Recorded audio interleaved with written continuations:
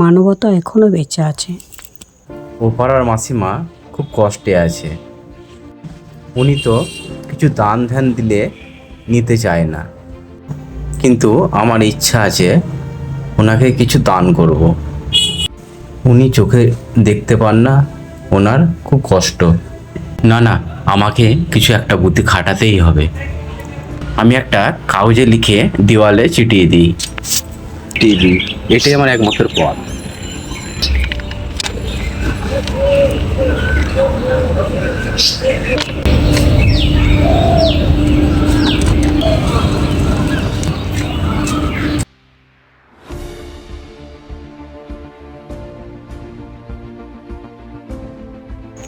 কি লেখা রয়েছে? আমি একজন বৃদ্ধা, আমার 1000 টাকা হারিয়ে গেছে। আমি হাঁটতে পারি না, চোখে ভালো দেখতে পাই না। যদি কেউ পেয়ে থাকেন তাহলে অতি অবশ্যই আমার বাড়ি 54 ফুট, আমার নাম কল্পনা, দিয়ে যাবেন বাড়িতে। এখানে দুটো 500 টাকার নোটও পড়ে রয়েছে, আবার এখানে লেখাও রয়েছে। না না, আমার উচিত হবে ওই বৃদ্ধাকে টাকাটা ফিরিয়ে দেওয়া। এখানে তো ঠিকানা দেওয়া রয়েছে, এই তো সামনেই বাড়ি, যাই আমি দিয়ে আসি টাকাটা।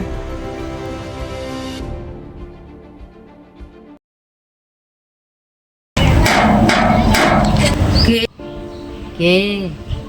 লাঠিটা আমার কোথায় বাবা?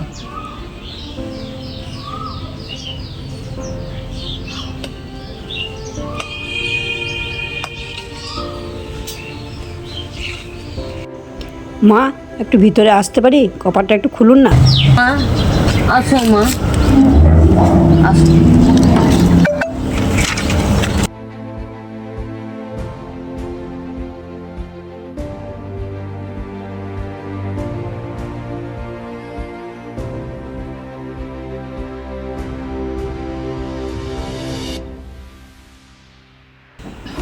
বসো মা, বসো।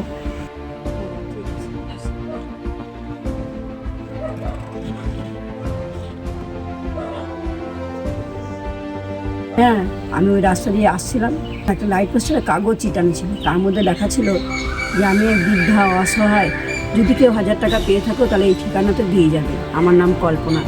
তো আমি ওই ঠিকানা ধরে চলে এলাম। তো আপনার নামই তো কল্পনা, তাই আমি চলে এলাম। হায় ভগবান, না মা না, আমি তো ভালোভাবে এখন হাঁটতে পারি না, লেখাপড়াও জানি না, চোখে ভালো দেখতেও পাই না মা। আমি লিখিনি, আজ থেকে 10-15 জন হয়ে গেল, সবাই আমাকে 1000 টাকা করে দিয়ে গেছে মা, আর বলছে আমি লিখেছি, কিন্তু আমি লিখিনি মা। আপনি লিখেননি? আচ্ছা ঠিক আছে, নাই বা লিখলেন, শুনুন, বেশ বোন মনে করে কিংবা মেয়ে মনে করে টাকাটি আপনি রাখুন।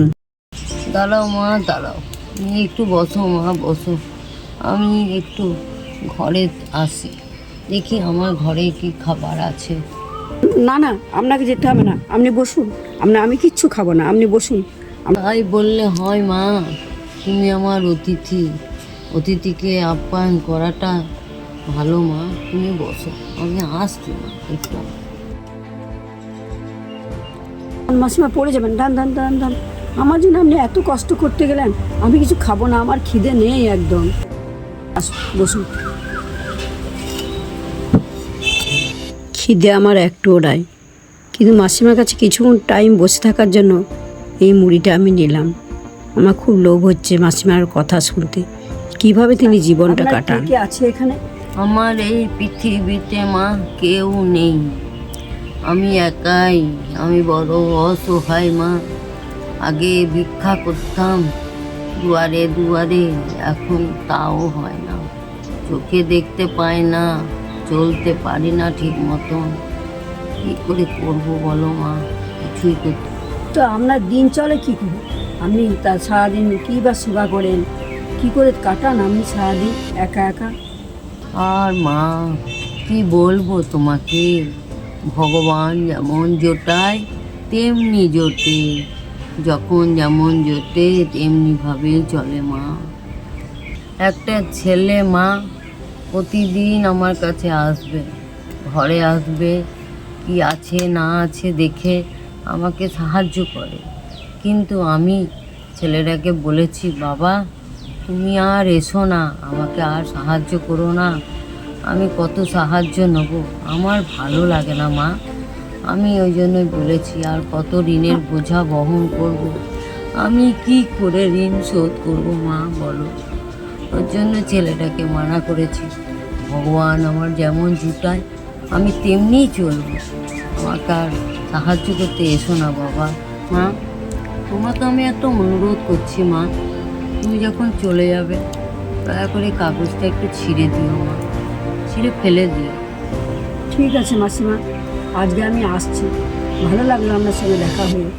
আজকে আসি, ভালো থাকবেন। পৃথিবীতে কতজনের তো কত লোভ লালসা, লোকের পেলে নিয়ে নেবো এরকম শুধু চিন্তা। যাক, আপনার সেই চিন্তাটাও নেই, কেউ দিতে গেলেও আপনি নেন না, এটা দেখে খুব ভালো লাগলো। তবে সৎ পথে যখন আছেন তখন নিশ্চয়ই ভগবান আপনাকে রক্ষা করবেন। আজ আসি, পরে আবার আসবো একদিন আপনার সঙ্গে দেখা করতে।